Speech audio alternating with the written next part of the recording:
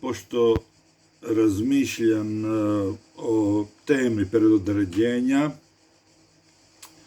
jer sam došao u neki, kako bih rekao, razgovor, pisanje preko Facebooka sa jednim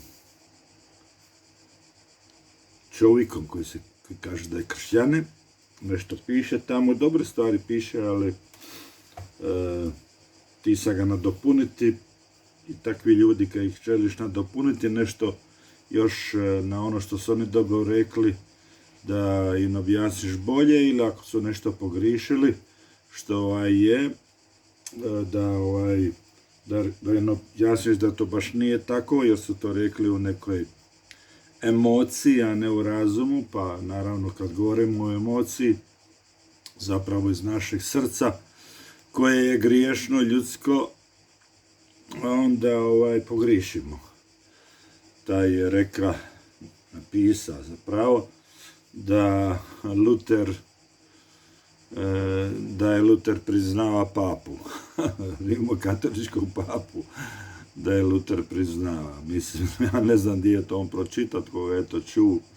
Ja sam pročitao dosta od Lutera knjiga, ima neke knjige od njega koje su drugi štampali.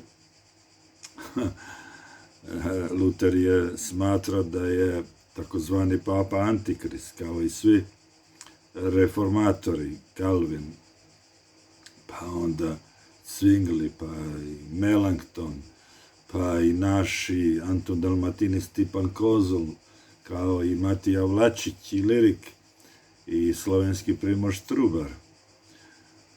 Zato što ih je Rim progoni. Mnoge su i ubili. Bili su i ratovi tada zbog toga. I danas su ratovi zbog vjerskih uvjerenja. Uvijek su bili i biti će do kraja. I zadnji rat koji će se voditi između našega Gospoda Isusa i Sotone će biti također zbog vjerskog uvjerenja i zbog istine. Jedni su na strani istine, drugi su na strani laži. I onda dolazi do rata. Neminovno je. Istina ne može dozvoliti da laž pobjedi, a laž ne želi prihvatiti istinu i onda se bori da pobjedi istinu. Mi smo u ratu, kaže pismo da je čovjek u ratu na zemlji. Pavao u 6. poglavlju Efežanima kaže da obučemo svo oružje Božje, da se možemo suprotstaviti u zli dan. Da obučemo svo oružje Božje i da se borimo za vjeru jednom predanu svetima, što kaže apostol Juda, polubrat našega Gospoda Isusa Krista. Tako da nema tu mira na zemlji. Nikad neće biti mira dok ne dođe načelnik mira, kralj mira, Gospod naš Isus Krist, koji će u potpunosti uništiti izvor laži, a to je Sotona i svi njegovi demoni i oni koji su se predali njemu i slijede ga. A ima takvih koji znaju ko je Sotona i opet su sebe predali njemu. Takvi će skupa sa njim goriti u vijeke vijekova u ognjenom jezeru, jer su zaslužili.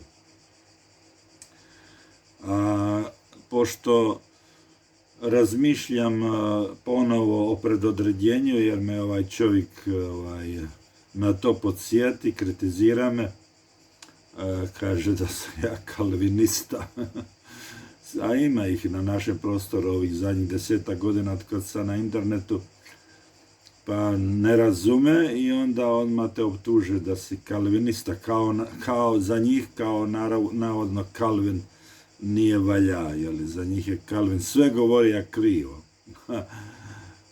Calvin je bio Božji sluga, kao i Luther, kao i Spurgeon, kao i stotine drugih kojih je Bog podiga da očiste kršćanstvo od laži koje su lažni učitelji unijeli u njega i od lažnih dijela, zlih dijela. A naravno i on je bio čovjek kao i ja i kao i ti i naravno da je i on bio nesavršen, pa je neke stvari i rekao koje nisu bile savršene, ali ono zašto ga je Bog podiga, to je govorio pravilno, opet u svom nesavršenstvu, ali kad sve skupa to posložiš, onda je to tako. Tako da predodređenje nije Kalvinova nauka. Predodređenje je biblijska nauka. To piše u Bibliji. Kalvina je Bog samo upotrebio da on to ponovno iskopa iz Biblije, jer je ondašnja rimokatolička crkva to zakopala, kao što znamo da su i na neki način branili da se Biblija čita, i čak oni koji su prevodili Bibliju na narodni jezik, oni su progonili i ubili, kao na primjer Williama Tyndala su ubili, i koji je preveo na engleski iz originalnog grčkog, hebrejskog. Tako da vi koji se bunite protiv ovih ljudi, protiv reformacije, reformatora, vi ste u krivome. Vi ste u velikom grihu i u borbi protiv Božje volje. I dan danas ne želite prihvatiti ono što u Bibliji je toliko jasno. I pitanje je jeste li vi uopće spašeni u smislu da ste stvarno predali svoje živote Gospodu Isusu Kristu kad vas je On zvao. Je li vas On zvao? Je li vas On izabrao? Jesi li čuo njegov glas kad te zvao? Jesi odgovorio?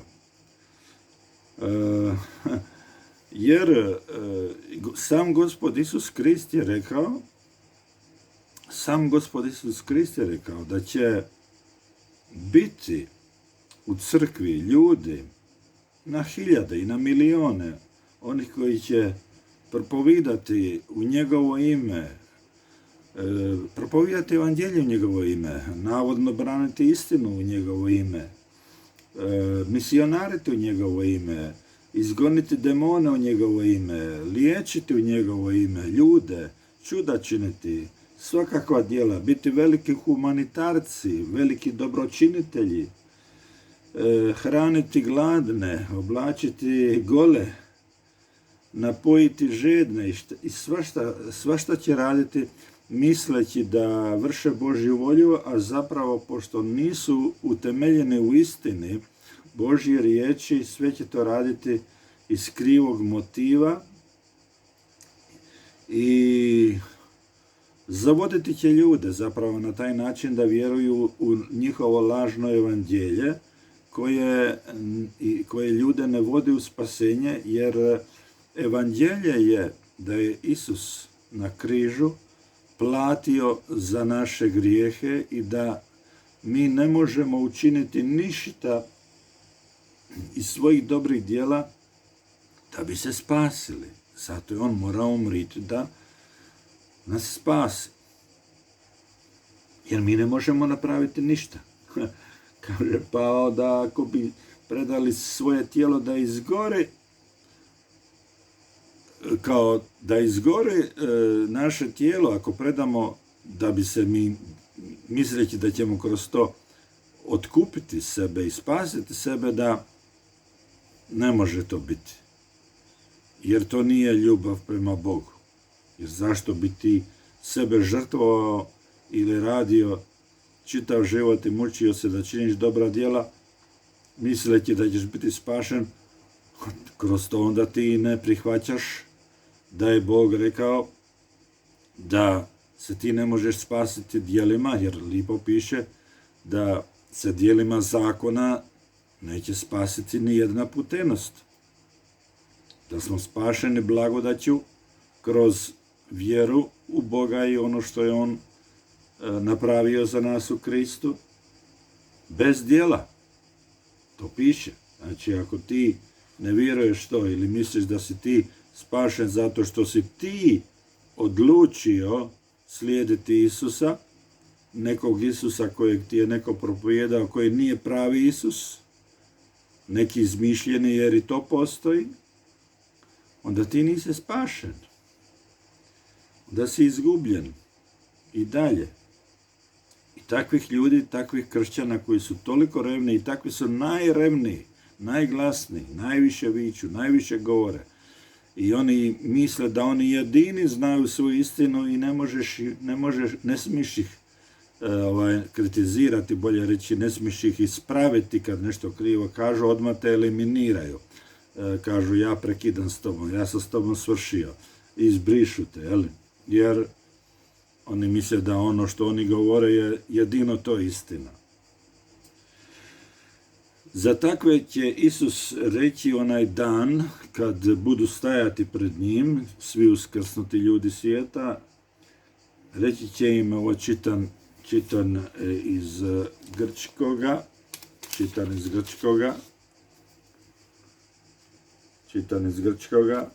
u depote egnon imas, nikada vas nisam znao. Nikada vas nisam znao.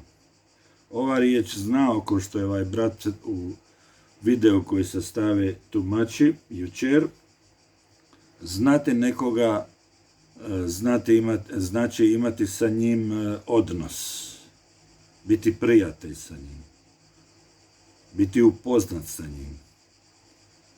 Zato piše u Bibliji, kao što ovaj brat u videu rekao na engleski, da je rečeno da je Adam upoznao svoju ženu i da je onda ona začela i rodila sina.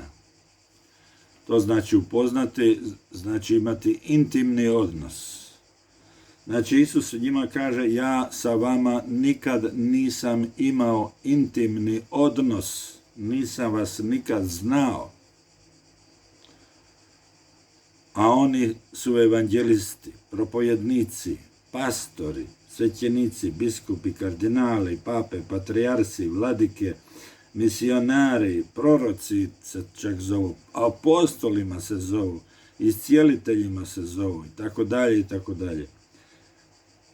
Isus sa njima nikad nije imao intimni odnos, zato što ih nikad nije znao. A ako ih nikad nije znao, to znači da ih nije ni predznao. Ako ih nikad nije znao, to znači da ih nije znao ni prije svih vjekova, ni prije postanja svijeta. Nikad vas nisam znao. To znači da nisu bili njegovi, nisu bili predodređeni od Boga. Bog ih nije predupoznao.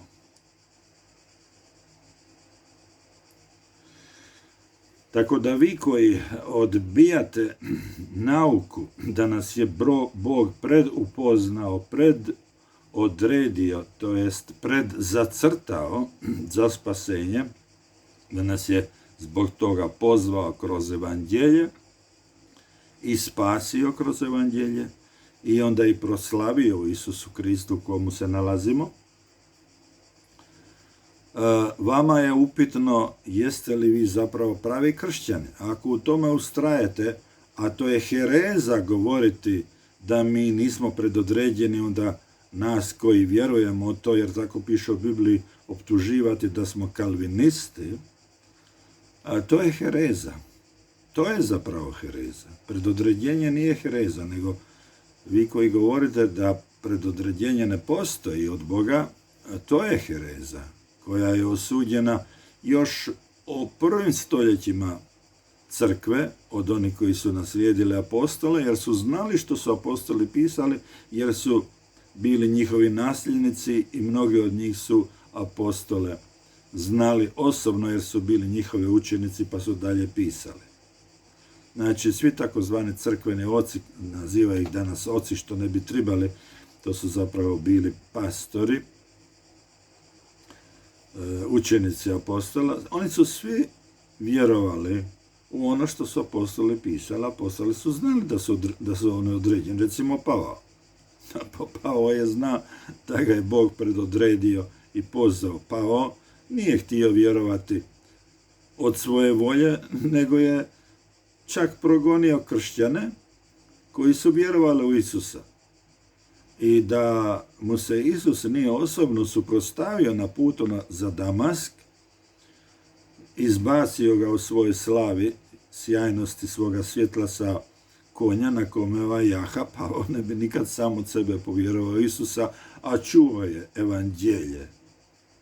Mislim da je on čak i Isusa osobno vidio kad je Isus propovjeda.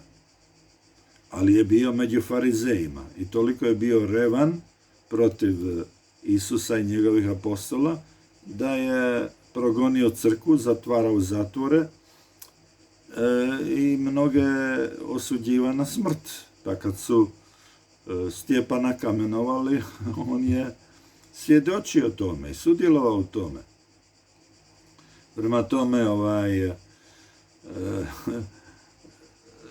Pavao je bio svjestan da je to bilo do njega vjerovati u Isusa, da on ne bi nikad vjerovao. On kaže, ali se Gospod na mene smilovao jer sam to radio u neznanju, u ludosti svojoj.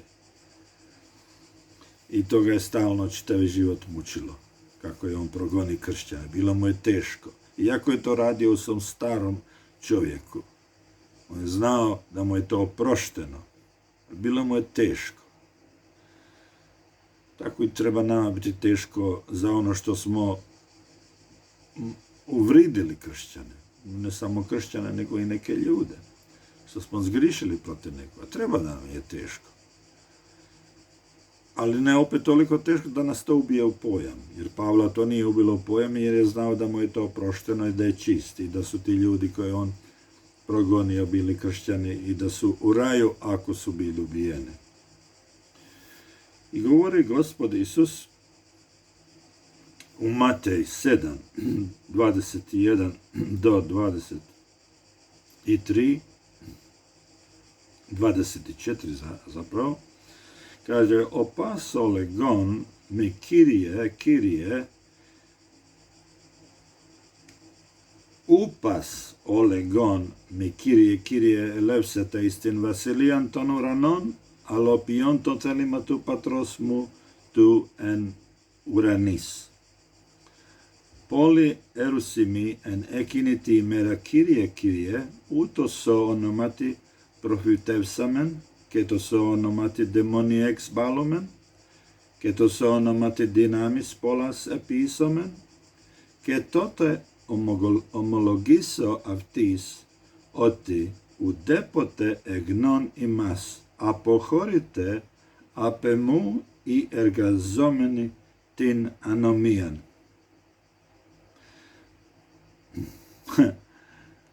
Ovo je vrlo važno i vrlo zapravo opasno za mnoge kršćane koji misle da oni, zato što okolo viču i toliko su glasni i toliko uporni i misle da su oni u istini, svih drugih osuđuju, koji ih ne razumiju. Najgore što ne osuđuju ono što ne razumiju. Pametan čovjek kad nešto ne razumije, onda zamoli onoga koji mu to govori, daj molim te objasni mi to tako da te razumijem. Objasni mi to malo bolje, ponovi mi to. Ne, ovi odmah čiji ne razume, odmah te odbace, zato što nemaju razuma, zato što nemaju pameti. Ako nemaš pameti i nemaš razuma da razumiš Božju riječ, onda nisi duhovan. Jer kaže Pavao na drugom mjestu da puteni čovjek, znači tjelesan, koji ne hoda u duhu svetome, koji nema duha svetoga ili ga ne sluša, da taj ne razumije ono što je od duha Božjega i da je niti ne može razumjeti. Ne može razumjeti. Dakle, ako ne možeš ti ovo razumjeti, onda nisi spašen ili ne hodaš u duhu svetomu, znači da hodaš u grijehu. Znači, moraš se opametiti, pitati Boga, Bože, daj mi mudrosti da razumijem ono što si ti napisao u Bibliji kroz tvoje svete ljude. Moli se, Bože, daj mi mudrosti da razumijem. Evo ovo je kod nas velika kontraverza. Moli se Bog, Bože, pomozi mi da razumijem nauku predodređenja, jer tako piše u Bibliji. Ako ne razumiš, to ne znači da to nije istina. To znači da ti ne razumiš, da nisi dovoljno pametan. Pa moli Boga da ti Bog da pameti i Bog će ti dati, jer kaže Jakov, u Jakovljevoj poslanici, da u kome nedostaje mudrosti, da moli Boga, da išće Boga i da će mu Bog dati, ali da ne sumnja da mu Bog neće dati. Da ne sumnja da mu Bog neće dati, nego da vjeruje da mu je Bog da, jer je Bog rekao da ako ga pitaš iskreno i želiš mudrost, da razumiš njegovu riječ, da će ti on dati. Ja sam to Gospoda pita prije 50 godina, po stoljeća, 75. baš. Znači prije po stoljeća. Koliko sam onda godina ima? 23 godine sam onda ima. Sad imam 73. Neće svaki koji mi govori Gospode, Gospode, ući u kraljevinu nebesku. Znači, ne znači ako ti izgovaraš Gospod Isus ili se moliš Gospode Isuse, tako dalje, ili njemu osobno govoriš Gospode, to opet ne znači da si pravi kršćanin, jer si samo religiozan.